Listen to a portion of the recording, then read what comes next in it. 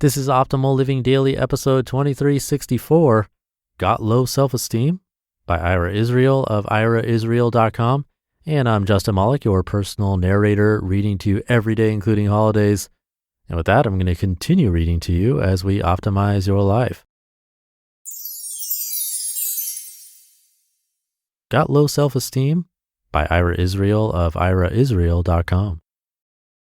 According to the founder of Primal Therapy, Arthur Janop, when a baby is put down alone for the first time, say in its own room while the parents sleep in another room, and allowed to cry itself out, the baby registers being put down as, "Why are you leaving me alone to die? You're killing me." And please note the pun, put down means lay to sleep with infants, but euthanize with pets. Janov argues that being put down for the first time creates a core or primal abandonment and betrayal wound. Later in life, according to this theory, when our partner cheats on us or we are fired from a job that we love, we become distraught because this abandonment or betrayal reopens our core wound.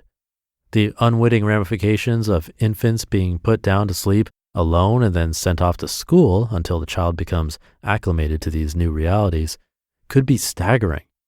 As animals, I believe that we are meant to be in our mother's arms and sleeping with our primary caregivers, provided a secure environment for 4 or so years. But the highly competitive nature of late capitalism has caused people to shorten this secure stage when the baby's needs are taken care of in the name of creating productive members of society as early as possible. A longer earning potential is a greater earning potential. One of the themes of how to survive your childhood now that you're an adult is that our rather abrupt individuation processes have created a majority of people whose abandonment fears from insecure attachments manifest as both anxiety and depression, which are afflicting Americans in epidemic proportions today. One of the reasons that so many Americans are treated for anxiety and depression can be traced back to the traumas associated with an infant individuating, gaining its own sense of self, its own identity. What is important in terms of constructing personal identity is how these traumas are interpreted and assimilated. If an infant is securely attached to his or her mother and or primary caregivers, then it subconsciously knows that the mother would never really put it in harm's way. From Mary Ainsworth's Strange Situation Experiments in 1969, we know that infants with secure attachment, 33% according to Ainsworth, do not freak out when the mother leaves them alone. The world is essentially safe to them. And more importantly, they can securely reattach when the mother returns.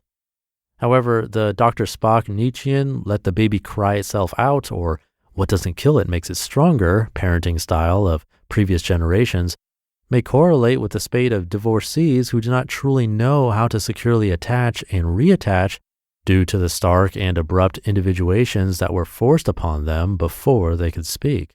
The world is essentially unsafe to them. Just as a thought experiment, imagine a family on a desert island and how they would interact for the first 4 years of their child's life, and compare it to our bottle-fed, raised by a nanny from a foreign country, sleeps in its own cage and or swaddled a few weeks after birth, etc. The scientific way of raising children seems to have starkly different mandates than a child being raised in nature. No child was ever born with low self-esteem. One unintentional ramification of our way of raising children in Western civilization is low self-esteem, rampant low self-esteem. Children assimilate the frowns of their caregivers trying to train them to use a fork as, "There must be something wrong with me." Mommy, or whatever other mother in Lacanian terms, would not be unhappy if I were perfect. Thus, many infants assimilate the idea that there must be something wrong with me during the first few years of their lives, and this low self-esteem dogs them through adult years of addiction, infidelity, self-sabotage, inability to maintain a job, and many of the afflictions listed in the thousands of pages of cognitive and emotional disorders listed in the Diagnostic and Statistical Manual of Mental Disorders. Also, our educational system is very cliquey.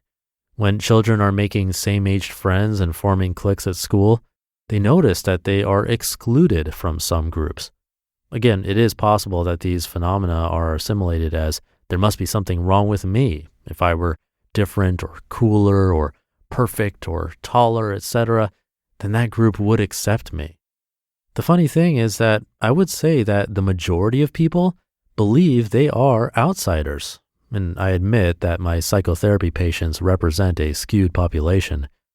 There's something perverse about our culture that makes most people, even the prom queen, football quarterback, movie star, rock star, tech billionaire, feel marginalized.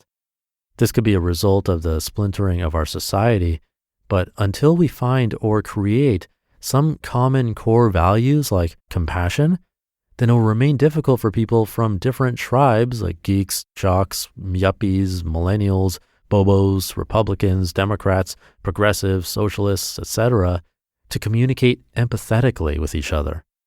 What can be said about teenage years that hasn't already been documented on Netflix and HBO?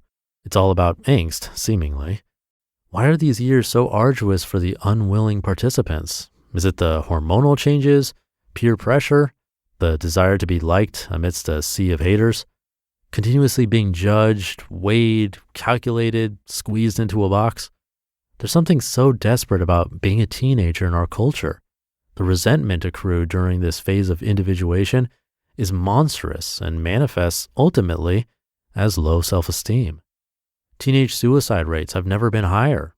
It appears as if there are severe growing pains associated with being a teenager in Western civilization. In recent times, thanks to technology and disease, things seem to have grown even worse. Most Gen Zers today equate texting and DMing with talking, lest we inform them that 93% of all communications are nonverbal, according to UCLA psychology professor Albert Mehrabian. But even when they see each other on FaceTime or Zoom, it's usually only the face, so that all body language and ethereal energy, as well as smells and chemistry or pheromones, are completely missing. Mirror neurons do not fire via text message. Infancy, adolescence, and teenage years seem awkward and confusing for everyone involved. Too many choices, too many influences, too much infighting, too much competition. In some ways, our educational system could be equated to a giant resentment factory where spirits are crushed, souls are destroyed, and many teenagers emerge as faceless laborers duped in producing odd and often useless luxuries, or manipulating symbols on a glass screen for the next 60 years or until a sufficient rupture compels them to discard the measures of success that have become gilded cages and self-induced slavery. Our entire educational system should be rebuilt from the ground up. The first 18 years of a human's life should not be one behavior modification exercise after another because one unintentional ramification of continuously being graded and judged is low self-esteem.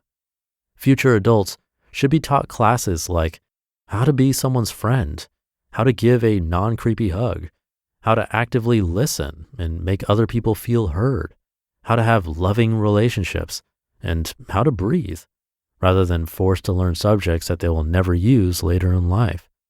We need to figure out another way of interacting that is more compassionate so that future adults are able to construct secure attachments and stronger self-worth.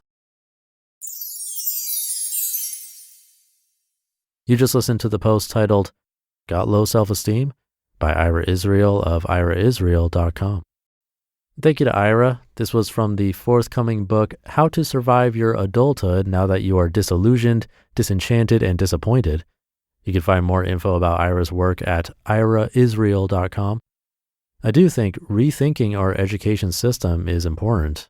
Of course, there's room for optimization, but it's definitely going to take a lot of time, research, and conversations to get there. And hearing articles like this is a good start to at least open the door to questioning it. So thanks again to Ira. Have a great rest of your day, and I'll be back tomorrow as usual, where your optimal life awaits.